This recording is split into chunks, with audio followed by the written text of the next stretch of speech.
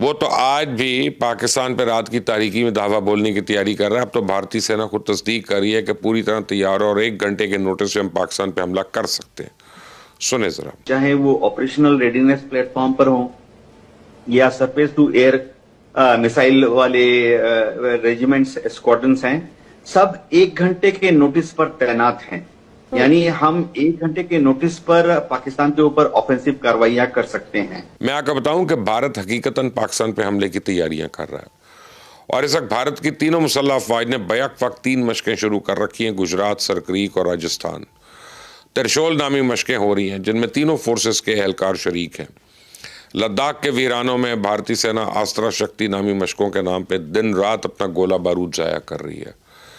अपने जंगी जुनून को हकीकी बनाने के लिए भारतीय सेना ने लद्दाख में न्योमा एयरबेस को भी ऑपरेशनल कर दिया।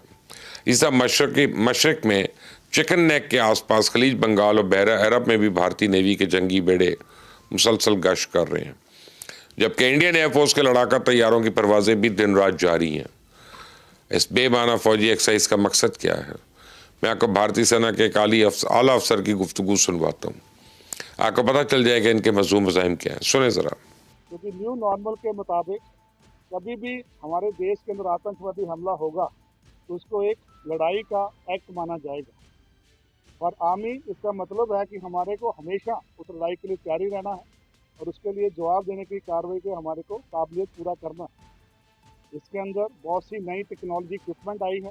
आपने सुना, मैं तो पिछले कई रोज से कह रहा हूं कि भारत हमले के लिए किसी फॉल्स फ्लैग ऑपरेशन का इंतजार कर रहा है। भारत ने मशकों के नाम पे अपनी फौज को बॉर्डर पे भिजवाया है, इसीलिए कि इधर कोई दहशतगर्द हमला हो और बगैर किसी तौक़ुफ़ के जंग छेड़ दे।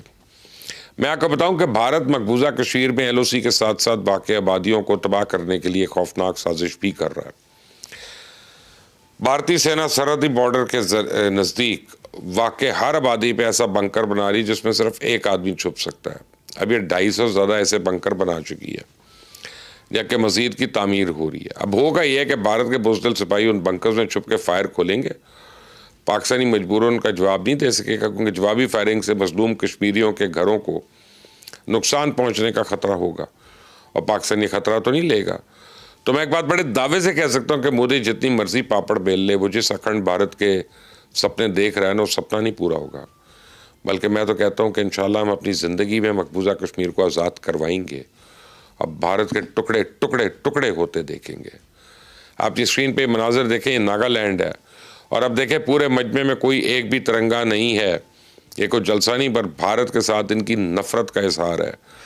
नागालैंड की आज़ादी की तहरीक इस वक्त ज़ोर पर है और इस तहरीक के बानी ने भारत में वाज़े कर दिया कि नागालैंड ना तो पहले कभी भारत का हिस्सा था, ना ही मुस्तकबिल में कभी इसका हिस्सा होगा। भारत ने अगर कोई धौंस जमाने की कोशिश की तो इसे खुमियाजा भुगतना होगा। We have understood you, so come what may, we stand our ground. They also said, I repeat it, whether it is today or tomorrow, or the years to come, we stand our ground. We will not come taking our history. खबर यह है कि भारत की तरह इसके इत्तेहादी मुल्क अफगानिस्तान ने भी पाकिस्तान के आगे सरेंडर कर दिया।